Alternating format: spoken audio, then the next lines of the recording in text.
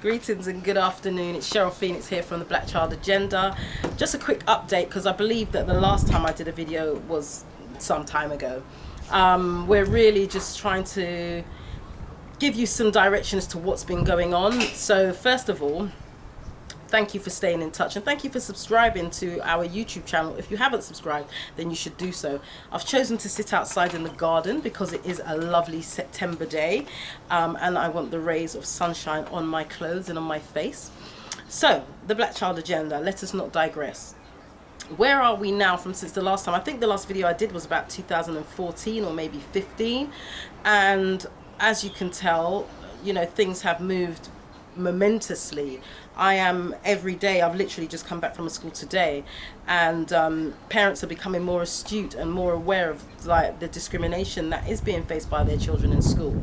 It is, to me, a lot of people say, oh well, what about all other children? Let me just be clear, and let's just deal with this from the get-go. All other children, yes, they do face discrimination, whether it be they come from a different country, whether it be a disability, etc., etc. However, no other race of children or no other nationality of children are actually discriminated against in the same way as a black child. That's just a statistical fact. It's not me saying it. The stats are out there. Google it, find out for yourself. Who's defending the black child? Not that many people. Government definitely are. Schools definitely are. One or two teachers, yes, I must say, there are a few who call me. And you know what? Thank you to you who do. But on a general consensus, our children are left to the wayside. Our children are kicked out and put in proofs. Our children are marked down in their work. Again, it's not me saying so. These are the facts and the stats that are out there. And even when you want to talk about stats, statistical data, government data, what a pile of...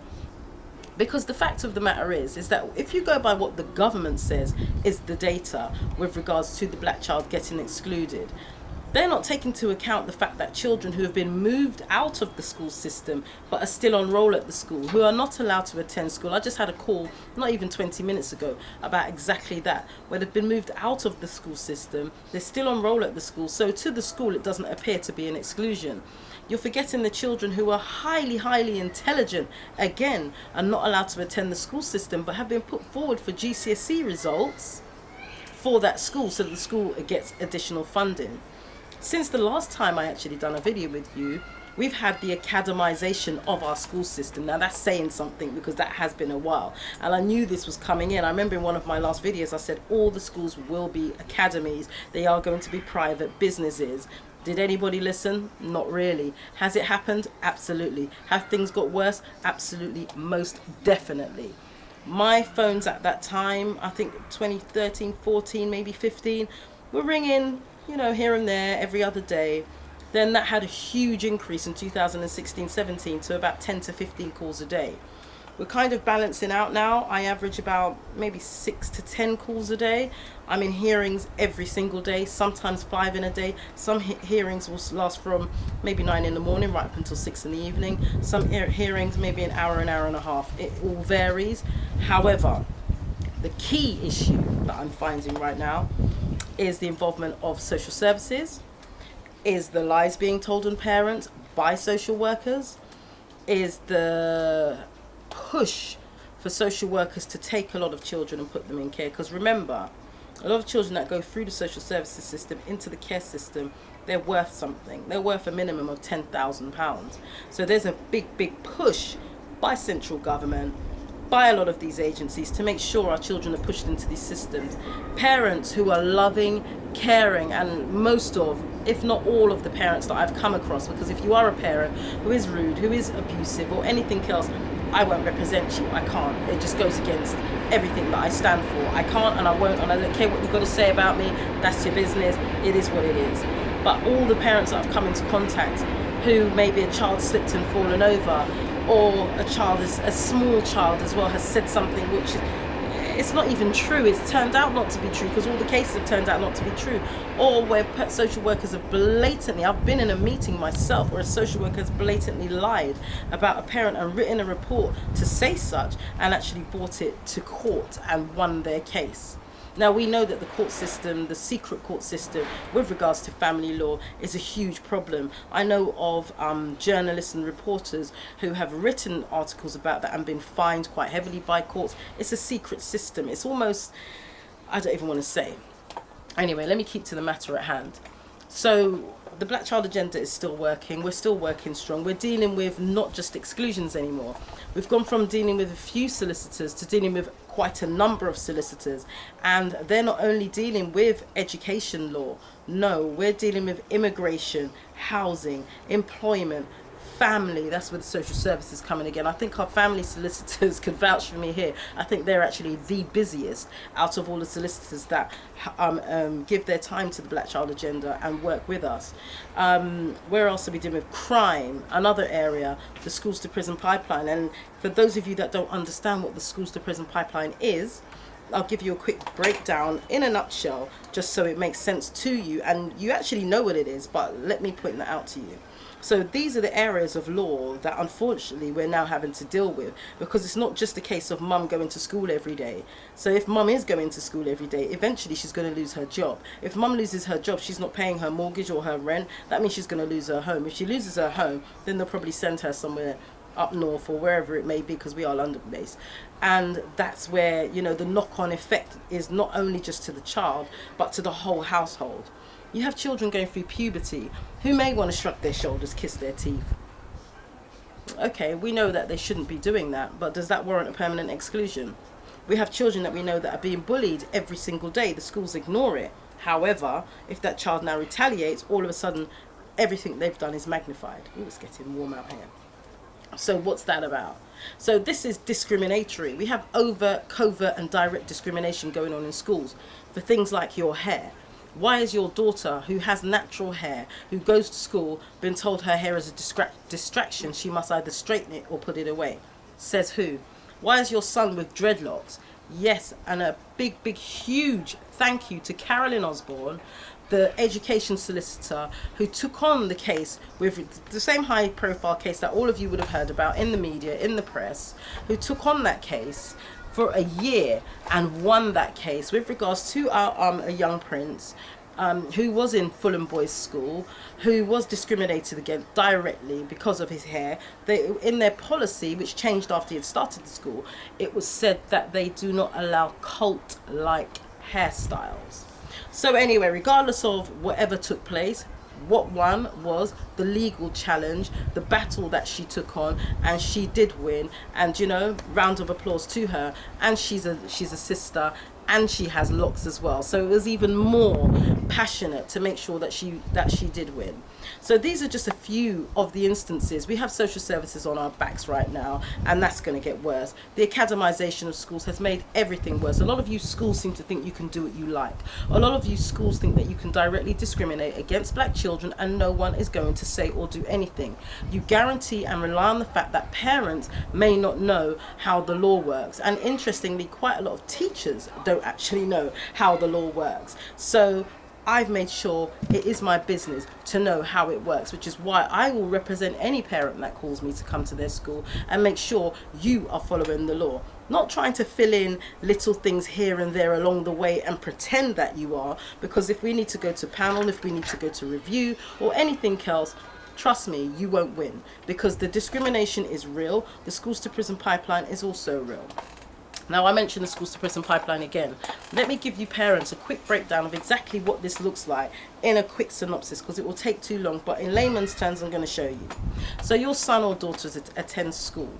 They're maybe not having the greatest of times at school, or even if they are, we have a lot of grade 8 and private educated children as well.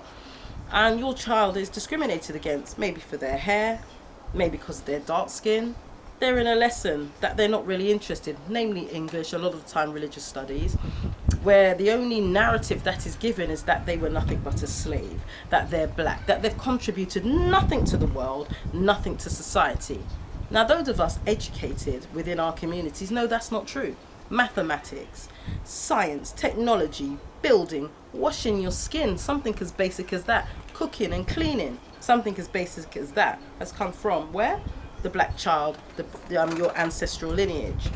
Now, you don't really want to do that. Maybe you have a teacher who particularly doesn't like your son or daughter, and all the time is always finding ways to get them in trouble. No matter what they do, whether they're nice to the teacher, if they're not nice, they sit down quietly, they get blamed. That has a psychological long-term effect on your child. Eventually your child is pushed and pushed, they're in isolation every day, they're always in isolation, or they're always in detention, their grades start dropping. Then they get moved down a tier. This is all going on file, remember. Eventually it gets to the point where the schools say, right, we've tried everything, which they probably haven't.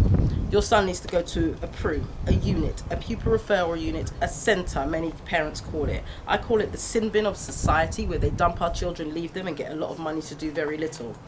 Most PRUs, if you're lucky, you'll leave with GCSEs.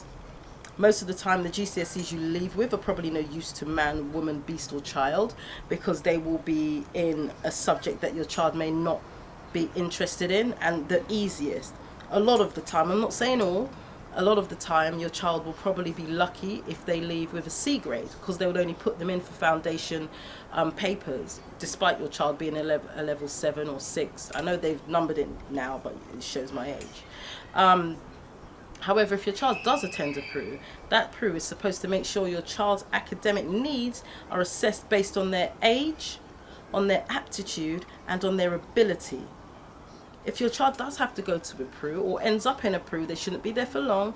You also need to make sure you meet with the head teacher and all the people that will be teaching your child. There wouldn't be that many, because most PRUs only have about maybe 10, 20 children in there, 30 at max, but they're all broken up and the classrooms are quite small. So if anything, a PRU should be a place where your child academically does much better, because they get more one-to-one support. However, they're failing and they're doing worse. PRUs are also a hotbed of gang activity, and we don't want to use the word gang, but for want of a better word, if someone can maybe tweet me a better word for gang, or Instagram me or whatever, then please do. Where they're more than likely going to be groomed, and it's not even just by the pupils. They're more than likely, and this is a statistical fact, by the way, this isn't just me saying so, it's a statistical fact that they will more than likely come into contact with the police. They will more than likely be beaten up. So it's very easy to form friendships, which they call gangs, with those who will probably protect your child when going into a particular area to attend this PRU. So whilst your child's in PRU, they may find themselves falling foul of the law, coming into contact with police, like I said. It may be something GBH. First offence, you'd probably hope that they might get a slap on the wrist. Sometimes they want to be made an example of. Sometimes they could be carrying somebody else's stuff. They could be made an example of, end up in the prison system, or maybe a juvenile detention centre. They don't do too well in there. Sometimes they don't make it out alive. Are you also aware that a lot of our PRUs are actually managed, owned and run by people like G4S Security? Does your child have to actually use their fingerprint to get their lunch when they're at school? That system, the SIM system, SIMS, is also controlled, managed and designed by Serco, the same people that take people to jail from court. Look it up, don't believe me. Sorry, there's just a cobweb floating around. So just look up these basic things. So the schools to prison pipeline, did you see how easy that was and how basic that was to actually break that down, of how easy it is for your child to end up just from maybe laughing in school to ending up into the juvenile detention centre or into the prison system. Another thing that I find a lot of that's happening right now is autistic spectrum, ASD, full-blown non-verbal autism, children suffering with things that may be going on at home. And it doesn't, and when I say suffering things going on at home, a lot of this in this country, I find that people tend to believe the common narrative is that it's a single parent household, there's drugs involved, there's gangs involved, there's violence involved, they live in some sink estate and all of them. I'm telling you now, it is further from the truth. I deal with parents with 2-parent households, 1-parent households, and when I say 1-parent households, I don't just mean single mothers, I mean single fathers as well. Grandparents, aunties and uncles, full on private schools, boarding schools. It is right across the board. There's no one thing. There's no one type of working families, non-working families, surgeons, solicitors. These are all the Black Child Agenda client base. So don't be fooled by the narrative that's put out by the mainstream media that all of these children all come from broken homes and, you know, they need some sort of extra provision, because even if they did, you're not giving it to them anyway. So when we're dealing with all these children, you know, we need to really, really be mindful what information we're putting into their ears. Parents, this is directly at you. What supplementary education or service are you actually endorsing or putting your child in? Sorry, there's a train going by. If your child is not there to undo a lot of the damage that's being done, and I'm not saying all schools are bad, I'm not saying that by any stretch of the imagination, because I know not all schools are bad. I know not all schools are just out for your child. I know some of our children can be naughty and can be difficult at times. I don't for a second believe that any child is bad. There's a reason why a child behaves in a particular way, and until you tap into the reason why that child is behaving like that, then you're going to label them as bad. I know of white children who have gone to school and actually beaten up teachers, spat at teachers, thrown chairs around, and then they go back to school the next day. I know of black children who will go to school with their natural hair, maybe shout out an answer in the classroom, they're put in isolation for 5 days or sent home for 10.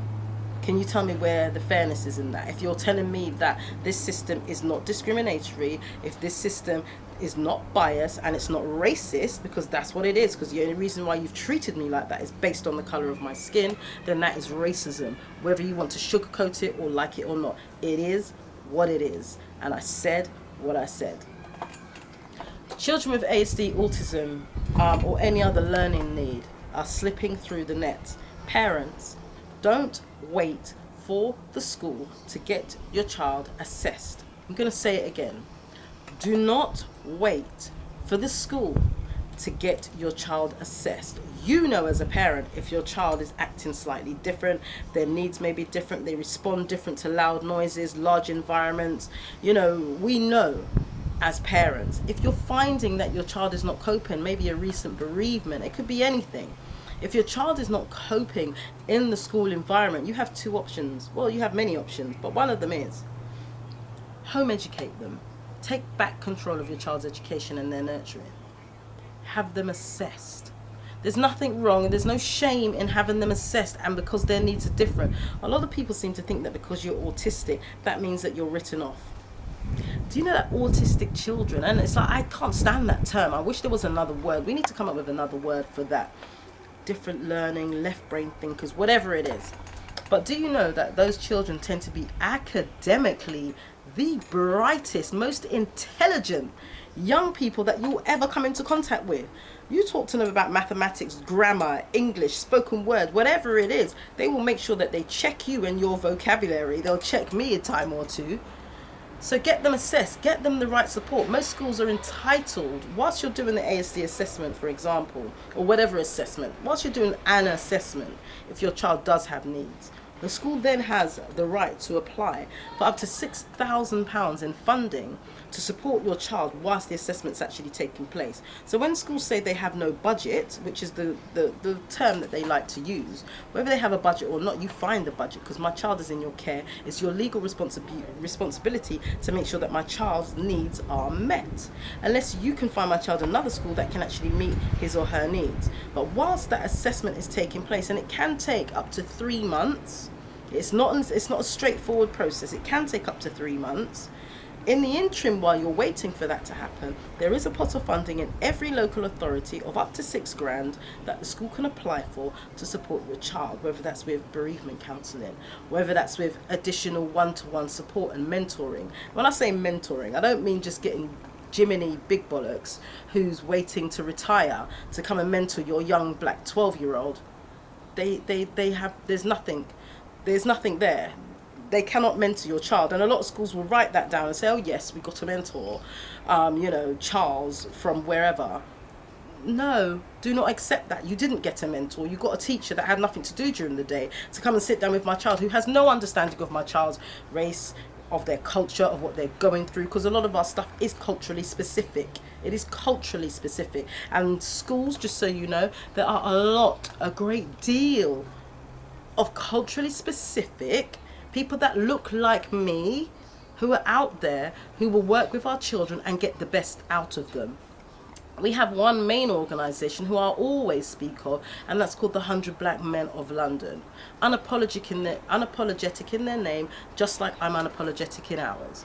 100 Black Men of London have been working for what, about 15 years with young black males who have passed through their gates. They have mentors that can come into schools, that can come and mentor a lot of our young people. We have another young brother, I say young, Andrew Mohammed is another young man who is in schools already. You need to tap into his services, motivating our children, doing one-to-ones with our children. That needs to be more of what we see, because if you have a school system that is still based on 1881, it's completely out of date. It's completely out of touch with what's going on now in 2018. Our children's needs are slightly different than what your children's needs are. This is just a fact, which is why they're disproportionately outnumbered and excluded. They are being discriminated again, because if they weren't, I wouldn't be sitting here talking to you right now. Okay, let me move on because I don't want to take up too much time. I have another hearing in about an hour and a half. Then we're going to move on to, so we've covered a bit of the ASD and autism. Don't wait for the school. Go directly to your local authority. Ask for a form to be sent. You can actually download it off the internet or actually fill it out off the internet and then start the process. That then goes back to the school. Then the local authority you send that to the local authority. Local authority will send it to the school. An educational psychologist will watch your child as well. They'll come to the school, they'll do an assessment on your child, they'll also write a report. The school will also write a report. That report then goes back to the local authority. Then the local authority will have a meeting with you and the school and whoever else was involved in writing the report. Then you can add or take away whatever you need, send it back to the local authority, and then the local authority will send you a final draft that will go to the school, and they're supposed to follow what's in that. They will also receive a pot of money. It's around £18,000, sometimes less, sometimes more, depending on your child's needs, to actually support your child in the school. Now, I've had a lot of parents tell me that they're not spending it on their child, they're doing other things, XYZ. Then you hold them to account. You put in a written request to the local authority usually, and also to the school, asking to give a breakdown of exactly where this funding has been spent on your child, what have been the outcomes, because they love to talk about outcomes when it comes to us actually saying something, but when it comes to them, no one's accountable when it comes to outcomes. So that you can see, and then when you have the assessment every year, you'll know, right, okay, one of his or her areas that they were supposed to improve on was maybe sitting down for 20 minutes rather than 10. And if you've got to that point by next year, then when you have your meeting again, you can say, right, he's actually sitting down at 20 minutes, so let's push it up to 30. So it basically keeps you updated as a parent, and the school knows exactly where they stand and that this child has needs. Do the schools always follow the fact that the child has needs and actually do what's best for them? No. Can you hold them to account? Absolutely. Then we have like the whole exclusions issue, which is the main thing where I started way back then with regards to what happened to me and my family, the exclusion issue. And exclusions are rife, they're huge, and the bullying, and you always have the right to appeal. That's the one thing I say to parents. Don't just accept the exclusion. Don't wait weeks and weeks and weeks, because then you will run out of time that you get to appeal, and it makes it long and it makes it expensive. And when I say expensive, that's not me charging, that is the system who charges. Remember, the courts are there to make money. So make sure you put in your right to appeal and go for the appeal and put together your evidence. The key thing is get a copy of your child's school file so you can read what's going on. Many parents have called me after getting a copy of their school file in tears, like, oh my God. Then it turns to anger. Then it turns to what the hell's going on. It is literally that kind of process. Get a copy. Write to your school via email. Get a copy of your child's school file. You're going to need it anyway. And make sure that you read through it, because it is important that you know what they're doing or what they're not doing with your child. So all the children that aren't having any issues, keep going. We're watching you. We see you. You're our next leaders. You're our next shutdown specialists. You're our next accountants, surgeons, doctors, lawyers, the whole 9 yards. We need you. You know, what we do in the Black Child Agenda, it is, you don't see us in lights. You don't see us taking lovely photos after a hearing. It's not that kind of party. What we do is very unglamorous. It's very not interesting, but I personally love it, and I wouldn't change a day of it for the world, because once I see injustice, particularly where our children are concerned, we've had to put up with this BS for far too long, and our children are not being defended, they're not being represented, no one's looking out for their interest. They are there, and a girl said to me the other day, her number one words were, no one's listening to me. And if they're not being listened to, you end up down the road of self-harming. If they're not being listened to, you end up with the violence that we see on our streets today, because they feel that we, as the adults, as a collective, regardless of where you live, have failed them and let them down. So if we are not listening, then who is? Why should they then be doing what you want them to do, when at the end of the day you've failed to basically make sure that what they need, they've got? And we have failed, and I take myself responsibility for that as well. I failed with regards to our children. We've all failed, because if we hadn't, we wouldn't be in the position we are today. Our children would be on the streets killing each other today.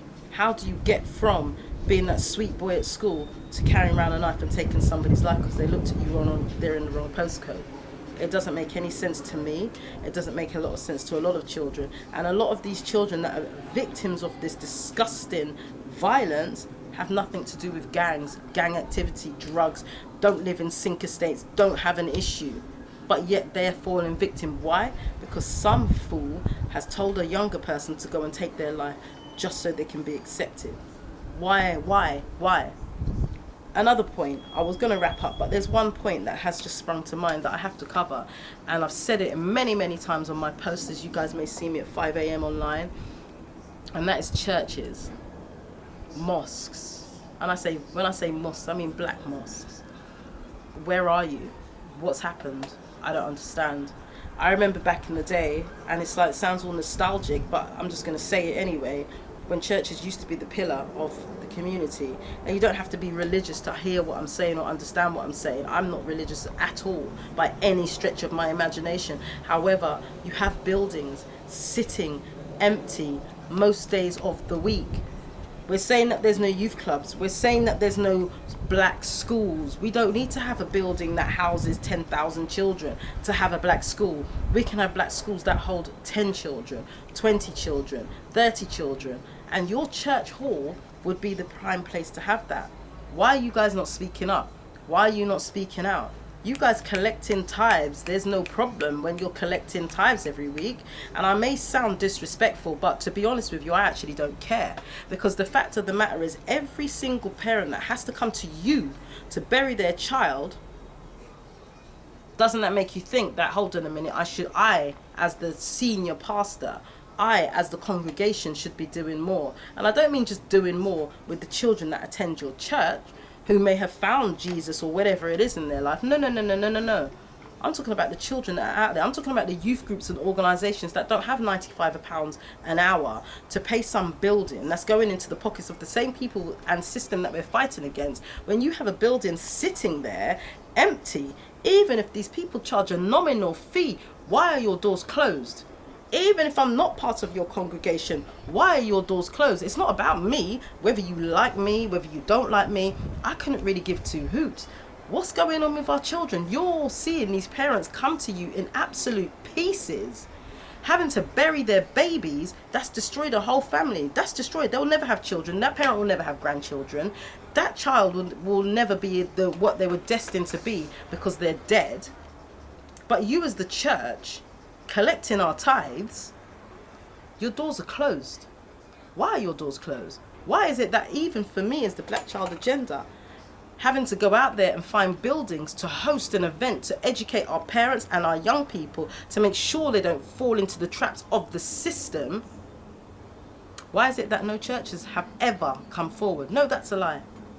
One, and that's a brother that lives across the road from me, who lives where I live, and he gave me his church one evening free of charge. He goes, for what you're doing, make sure that you fill this venue, and we did.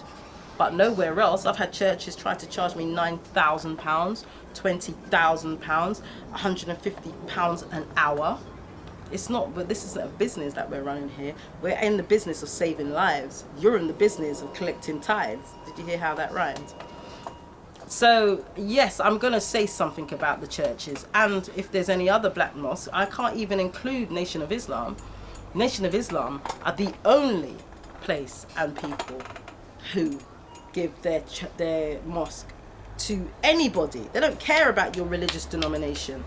They don't care what you follow, whether you're whatever, if you're an alien with yellow spots. If it's for our people and our community, their doors are open. What day do you need? That is their response. That is their response. So I don't care what anyone's got to say about Nation of Islam, because I will categorically, as I am on camera today, saying that I support who they are and what they're about, because what they're about is our children and our community first. I don't see that coming from any other religious denomination. I see a lot of texting and typing online and debates about Marcus Garvey and whoever and whatever. But when it comes to being out there and actually raising the funds, and this is something that I don't like to even really, I can't be bothered to talk about our GoFundMe. I can't be asked. Why? We've had a GoFundMe. I did Black Child Agenda Meet the Lawyers in 2016. And after that, it was said, yeah, we should put up, first of all, one of the lawyers that came, who was the only person that when I was going through my trials and tribulation, he's a white guy, a short white guy, who contacted me and my son. We went down to his offices, and then we held a meeting. And funny enough, he supported and paid for my son to make sure he got his GCSEs, and was willing to pay for my son to go to a private school as well. So just so that that's clear and out there, so you understand the levels of what we're dealing with. And then we had a Meet the Lawyers event where he was invited to come and speak. And he took $3,000 out of his personal pocket and put down and said to parents that whatever assistance you need, we have a solicitor lined up, and if you need help, he will personally pay, which he did, for them to get the advice. The funniest part about that is that many of us in our community stood up, and that meeting was a good 600 strong. We took out 600 chairs. They were all filled, and they were standing room only. And people then turned and said, well, that's not enough money. Excuse me, what? So where's your pound or your fiver? And you know, this is the thing. So after that date in 2006, it was January 2016, 8th of January to be precise, 2016, I said, okay, let's set up a GoFundMe. So I set up the GoFundMe, thinking that streams of money, it was only for £5,000, streams of money will be coming in to support the work that we're doing, so we can support parents to pay legal fees. We're in 2018. I think I'm on 3,000, and I don't even know. I actually have no idea, because I'm just like, I haven't got time. I'm not going to sit down online constantly pushing this GoFundMe to try and convince our community who sees our children dying, being kicked out of school, discrimination in the media, on the news, in the papers. You see it every day, but yet I should have to convince you, as another black woman, convince you as to what I'm gonna do with your pound or your tenner or your fiver or even your £100. What am I gonna do with it? I'll tell you what I do with it. I sit down in my house from maybe about 5 in the morning, when you see me online posting, reading through files and paperwork to prepare my case for representing a parent that day. I use your £5 or £10 or £200 to put in my petrol tank to drive from Northwest London to Kent, or Northwest London to Birmingham, or Northwest London to Manchester, to go and represent one of our parents and our children. I use that £10, £5, £200 to maybe go to prisons, to go to mental health institutions. I use that money to go to people's homes, where I sit down with parents who feel suicidal and don't know what to do with themselves, and I just sit there and talk to them and give them the time of day. I use that money to sometimes even buy food, because as much as I may be slightly slim, I know the camera puts £10 on me, I also have to eat. And I actually do this full time. So effectively, that £5,000 could have been a salary maybe for a month or two. It could have been, but we still haven't reached that goal. So just to give you an idea, when you're saying or asking questions, and you know, I have to give a big thanks to Denise Richards, who saw what was going on with regards to our GoFundMe and was like, well, hold on a minute, this don't make no sense. How does this make any sense? And went out and pushed, and actually got the same response from some. Those of you that donated happily, do you know what? I can only give love and thanks. But those that wanted to complain and ask where their pound's going and this, that and the other, keep your pound, because at the end of the day, if you're giving it grudgingly, don't give it, keep it. And then we want to look at the Asian community and the Jewish community and be like, oh, well, they get everything. Yeah, of course they get everything.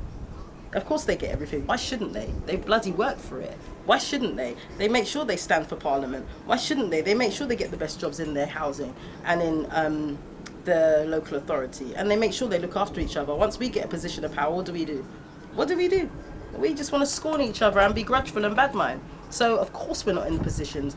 They don't use the money out of their own pockets all the time to get the things they need for their community. Absolutely hell to the nizzle. Me running for local council taught me that. Running for local council taught me that once you put yourself and a group of you in a position of power, then you are powerful enough to get all the funds that come from central government to go back into your communities. You will get the buildings that are left abandoned, that you can actually open up your own schools. And I'll make a quick mention of the Bridge Park campaign. That's another one. A building for us, by us, put together with 35 offices, a gym, a sauna room, everything, a banqueting suite, a takeaway, and all these things in there. But we're losing it. And what are we doing as a community? Not that much. So then when we go backtrack, we need our own schools. Absolutely we do. Of course we need our own schools. Our children are suffering in these schools. Our children academically outsmart, outdo every child, bar none. I will say that unapologetically because it is the truth, it is a fact. Given a level playing field, watch the film Trading Places, level playing field, we outdo anybody. That's just it. We are the geniuses of this planet. That goes without saying. But if our children are going to be continuously placed in an environment unprepared for war and battle, they're just sent hoping that they're going to be treated the same as everybody else. That's our greatest downfall, because we see the effects of it on our streets. Whether your child's involved in a gang or not, they're innocent parties to this. All of them began innocent. And now too many of them are dying. From since 2011 till now, how many of our black children have died? This year alone in 2018, we have 138. So even if you times that by 10 or 5 or 6, that's too many. Too many parents are wailing. Too many parents are grieving. Why are you burying your children?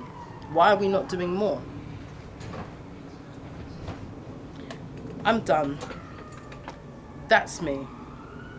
The work continues regardless, you know, because I can't sit by tapping on my phone, complaining about the situation, how racist the country is. We already know that. We got that memo years ago. Now what? And if you're willing to do something different, make sure you're at the next Black Child Agenda conference. It's the only one that's taking place for the rest of this year in London, and that will be the one in South London. The venue, I don't know. Go on my social media or just Google the Black Child Agenda or Cheryl Phoenix, you'll find out. Email info@theblackchildagenda.org.